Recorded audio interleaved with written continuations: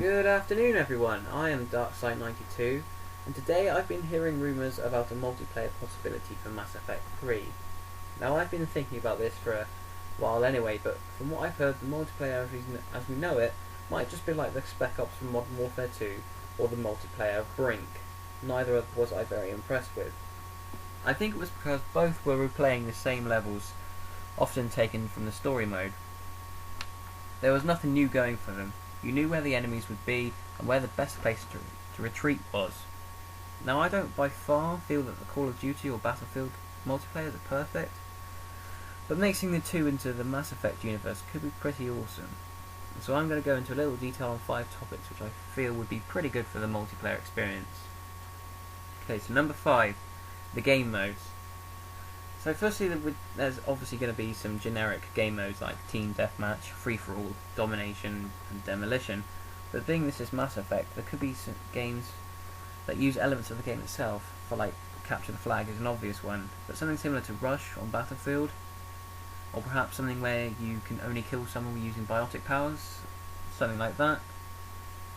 Perhaps even space battles could be introduced, which would allow people to get a feel for some vehicle action over just primary infantry based modes.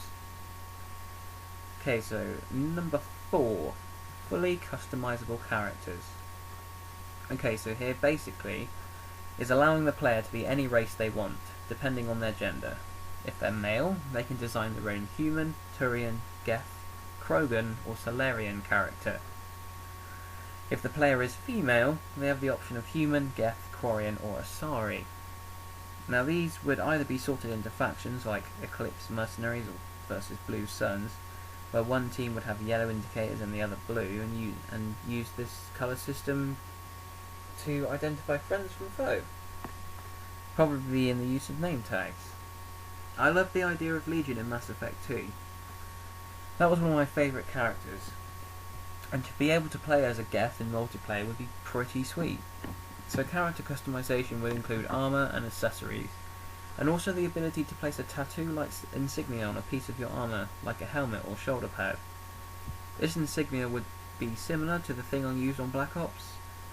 However, to make identifying the enemy easier, color schemes would be restricted to blue, red, or yellow, and then painted onto the armor depending what team you're on even.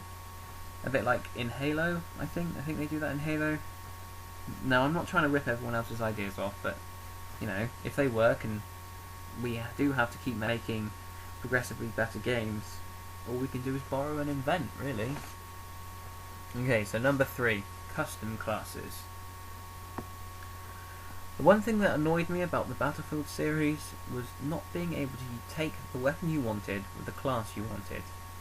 Ideally, I would have liked to use an SMG or assault rifle with the medic kit. So following on the tradition of custom classes, we probably need some perks, but to balance it out, there wouldn't be any perks like Ghost or Second Chance from the Call of Duty series. Instead there would be only 2 perk slots, a weapon centered and a physical centered. The weapon slot would include things like ammunition belt and gun rack, which give you either extra ammunition or allowance of 2 or 3 attachments on your primary weapon. However, this means that the secondary must be clean of attachments if you have 3 on your primary. The physical slot would include things like fast hands and storm boost, which would increase reload speed or increase the sprinting speed of the character. Each weapon would have a set of attachments. Not really sure how well a silencer would work on a thermal based weapon, but game designers would have to decide on that. But basically things like extended magazines or optic attachments would be fairly easy to do. As optics in third person aren't overly useful, this could increase the level of zoom and accuracy of the aim perhaps, making them worthwhile. Finally, classes would be restricted to 2 weapons, the primary, which would include assault rifles, sniper rifles and SMGs, and the secondary, which would include shotguns or pistols. Heavy weapons like the cane or particle beam would have to be restricted to a kill streak, due to their destructive nature. but something like the rocket launcher, which is perhaps the weakest heavy weapon in the game, could be used in a secondary slot to deal with the enemy kill streaks. However, the rocket launcher would be lame against infantry, like it is in the story mode, but strong against armoured kill streaks. This is primarily just to balance out and to ensure that people aren't just noob tubing with the rocket launcher. Okay, so moving on to number 2, we got species pros and cons. Now this is to add a state of reality to the game. Basically what this means is that choosing which species to play as means that you'll be better than all others at one trait, but worse at another. Obviously, if you want to change your character, you can have maybe up to four or 5 slots to play with and choose between them when you spawn, perhaps. But for example, the Asari would have increased biotic power, but less armor. The Geth would have increased mobility, but less overall health. The humans would probably even be averaged out. The Turians would have increased weapon damage but low biotic damage. The Krogan would have high health but low speed. The Quarians would have high shields but low biotic recharge times. And finally the Solarians would have increased biotic recharge but lower weapon damage. Or something like that. There might be something that needs, maybe the Krogans, they maybe would have a stronger weapon damage. I don't know, but that's basically that's how I've tried to even it out for the species. To help to rebalance the advantage of the humans having neither bad nor good species points, we'll move on to the biotic powers. Okay, so biotic powers and kill streaks. So this is where the huge list comes in. Bigger than weapon attachments and more helpful than kill streaks, as you'll have these pretty much from the point you unlock them, and they recharge after only a few seconds. Also, as there's no weapon restriction to species, there's no biotic restriction. You can be a Krogan and use the AI drone, or the Geth and use the Cyroblast.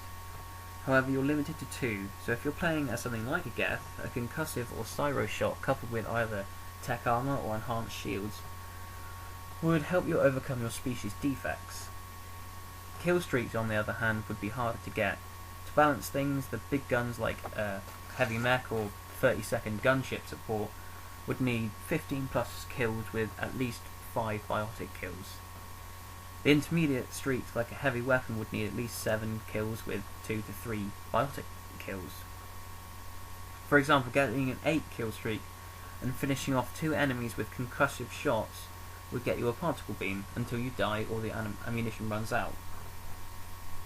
The normative reward would be something like a 45-second radar, a light mech drone, or perhaps even a temporary 10% increase to ammunition.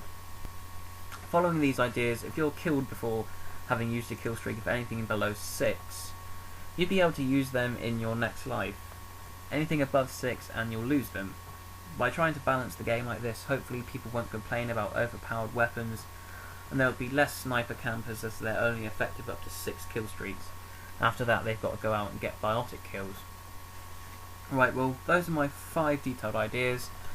I've probably come up with some more as I think about it, but those are a few of the main things I'd like to see if we ever get a Mass Effect multiplayer. I hope you enjoyed the video and are enjoying my content at the moment. As I branch out and do more videos, I'll be using a wider range of footage options. Please leave a comment in the box below, and please drop in a little topic you'd like me to talk about next week for the It's My Life series. Could be anything you'd like to know, perhaps something like what I'm doing at college or what the UK is like. I don't know, but give me some ideas. I just don't want to be randomly rambling and boring everyone, if you know what I mean. Anyway, thanks again for watching. See you soon.